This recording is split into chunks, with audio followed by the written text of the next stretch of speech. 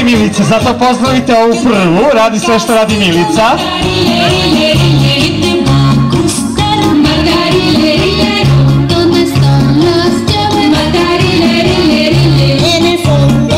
Odmah pored prve Milice i druga Milica, logično, da vidimo šta druga Milica zna.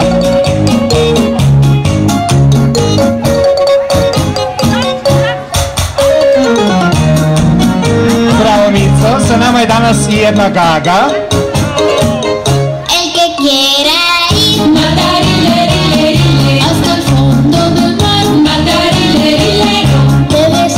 Bravo Gago, pored mene jedini dečak danas ima kosu za razliku od Joce i mene i zove se Stefan.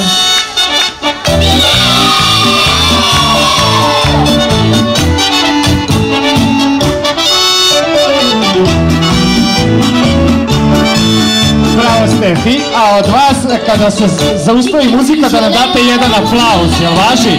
Ako nas čuje DJ, muzika će da stane za 3, 2, 1, sad.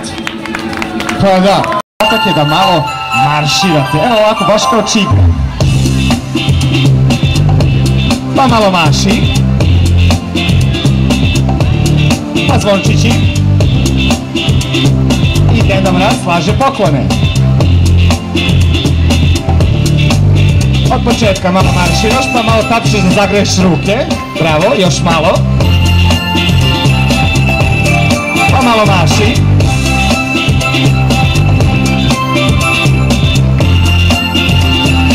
A gledaj sad ovo nećete znati. 1, 2, 3, hej! Pa nazad ho!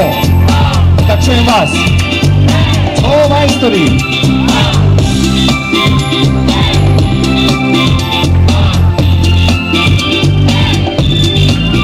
Zvončići. Pa malo tapši. Još malo zvončića. Poklone, slaže poklone, to je jako važno.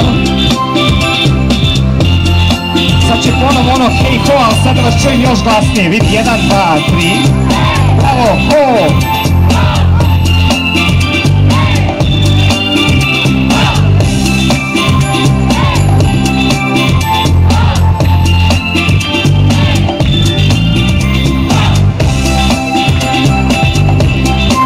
Pa malo vaši.